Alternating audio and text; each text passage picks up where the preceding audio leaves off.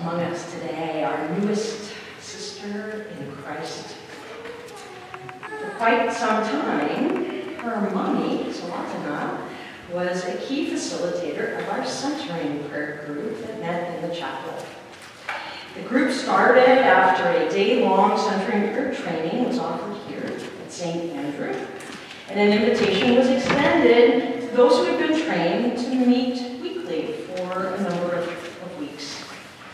A number of folks here at St. Andrew, 4 or 5, found it so spiritually enriching they wanted to just keep going every week until I think the growing traffic in Metro Portland just made it too hard to gather at 6 or 6:30.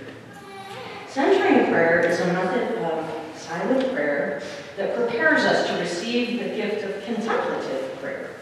Prayer in which we experience God's presence within us, closer than breathing, closer than thinking, closer than consciousness itself. So says the website centeringprayer.org, which also has a link over to Contemplative Outreach website, where you'll find videos, training, teaching us how we can engage in centering prayer wherever we are, whenever we might like to. The description also says that this method of prayer is both a relationship with God and a discipline to foster that relationship. Centering prayer is not meant to replace other kinds of prayer. Rather, it adds depth of meaning to all prayer and facilitates the movement from more active modes of prayer, verbal, mental, or affective prayer, into a receptive prayer of resting in God. Centering prayer emphasizes prayer as a personal relationship with God and as a movement beyond conversation with Christ to communion with Christ. I remember joining the centering prayer group a number of times, and there'd be an initial check-in on how our practice was going, and then we would prepare for a 20-minute sit in silence together. As we moved into that time of silence, we would begin with one of the lines from the psalm before us today, Psalm 46. And so one of us would read that line as follows. Be still and know that I am God. Be still and know that I am.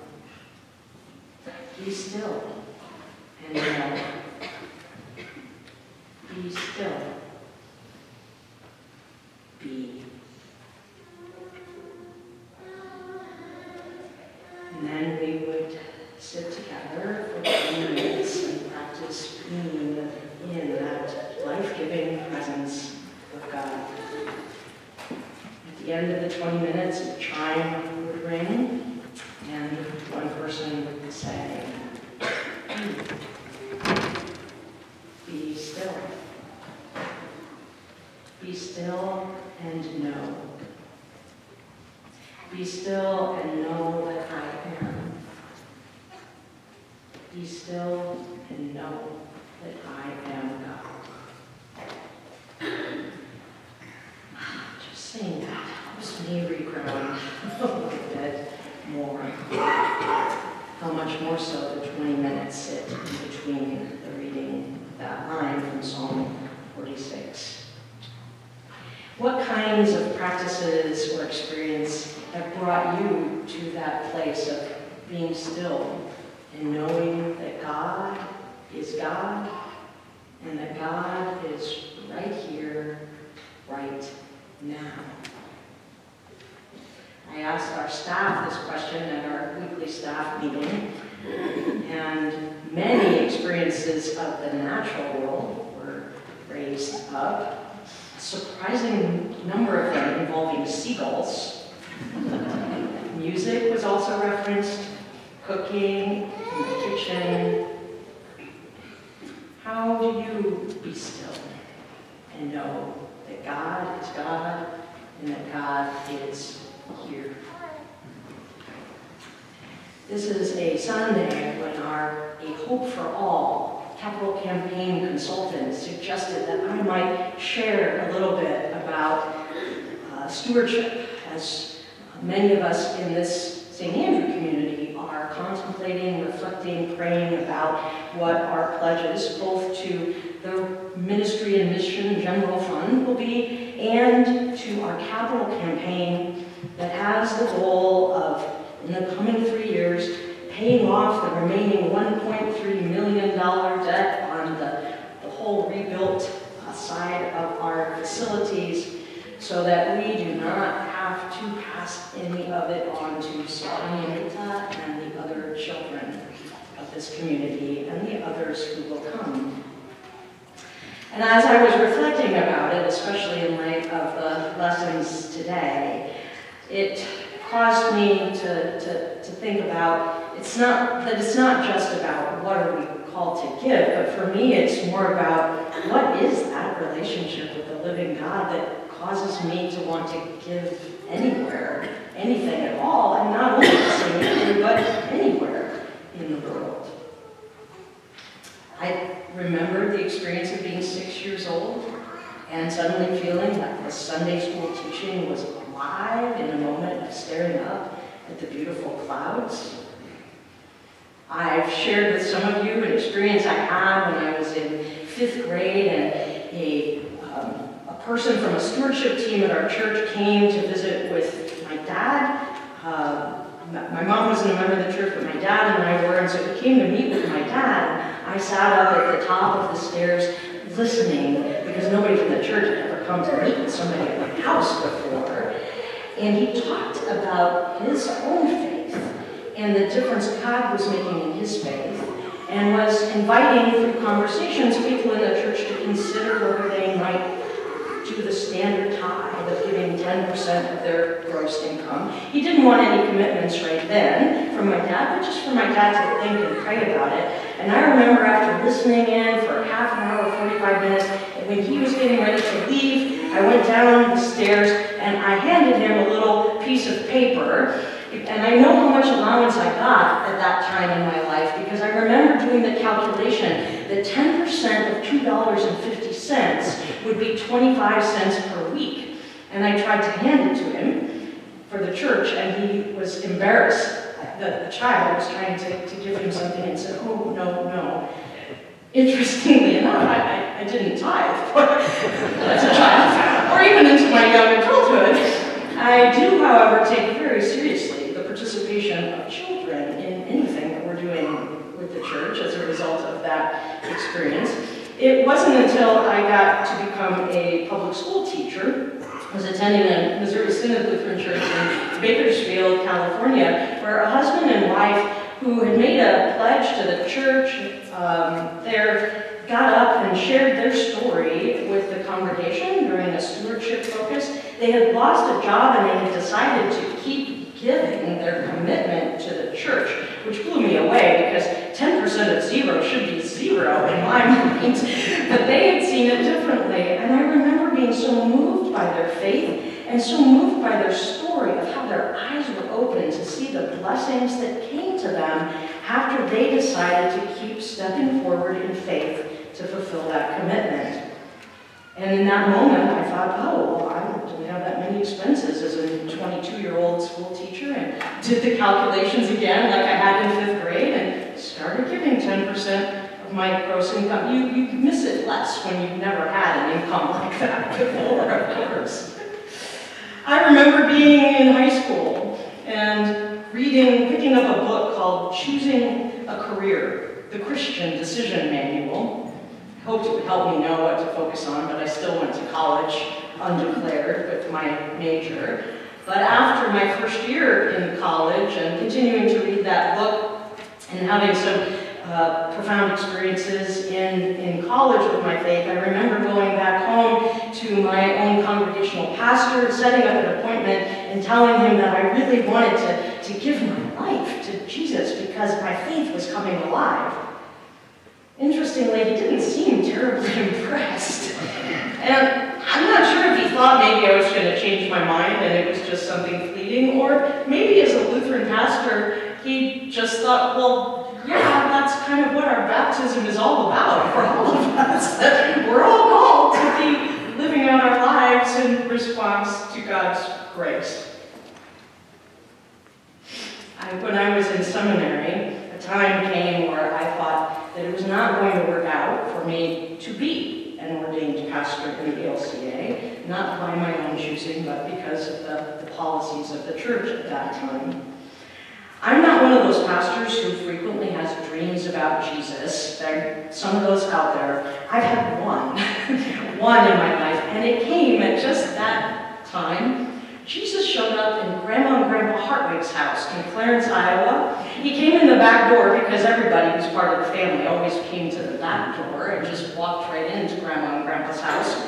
And then he asked me to follow him, and so I went out the back door to the detached garage, and Jesus had a car waiting there. He didn't ask me to get into his car, which you would think might have been it, but there was a second car there, and Jesus told me to get into that car and just follow him. Interestingly, I followed him into the car, and he was heading down the road to Stanwood, Iowa, and the only time we went down that road with Grandma and Grandpa is when we were going to Grandma and Grandpa's Missouri Synod Lutheran Church, and so I just kept following Jesus. But I woke up before we got to the church.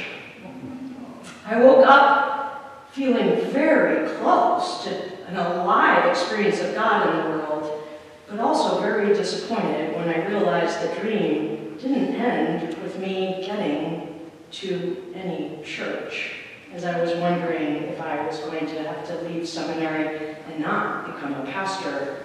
But I felt comfort in knowing that it was okay. As long as I kept following Jesus in the car. However, it was all really somehow going to be okay. And then when I did miraculously get to become a pastor, my first call in Sacramento, California, after waiting for 1.5 years for that call, during the first few months I was there, a charter member of the congregation became clear that she was going to die. She had nobody else. Her husband had died. Many years earlier, her only son had committed suicide. The church was her family in a literal sense. And 3 women from that congregation midwifed her through that process into the life to come. I visited there several times during those months, and they called me the night that she died, maybe around 2 a.m. They said, "You don't have to come," but something in me felt like I needed to go. And I gathered with those 3 women around her bed there after she had died, and then proceeded to be mentored by them about what you do after somebody dies. They reverently cleaned and cared for her body as the mortuary was sending somebody to pick her up. I walked through her house disoriented. This had been all of her stuff, but now whose was it?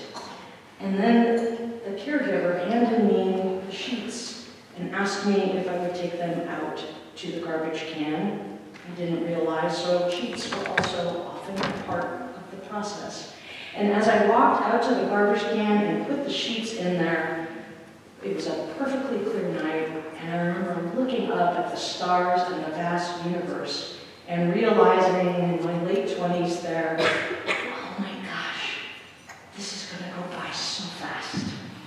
And it's all just a crazy gift for as long as it lasts. I went home that night after they had picked up the body, and I walked into my house feeling that same sense of disorientation, like, my couch, my chairs, wait a minute, I'm just holding on to this stuff for a little while before somebody else is going to come and take it and decide what to do with it. And I just remember touching the feel of the couch, just this stuff that somehow God had entrusted to me. And it became not about 10% anymore. It became about 100%, not 100% to the church, mind you, just 100% of my life lived in response to God's grace and an openness to seeing that even in the midst of the challenges, there have been so many people who have mentored me to show me that even when life doesn't look like what I thought it was supposed to look like, even when the bottom falls out like it does in any life, if we are blessed to live long enough, God is there. Be still and know that I am God. Our capital campaign team has asked us all to pray about what we will offer to the building fund to try to get rid of that capital campaign and not have to keep stretching every 3 years, but to get rid of the mortgage balance at this point, and to consider what we are led to give to the Ministry and Mission Fund for the ongoing support of this particular manifestation of God's grace in the world. I think the more basic question is, what are those moments we can draw on of why we would even give anything at all? And who are we in this world now? And what opportunity might God be leading us into to live out our lives in response to that grace?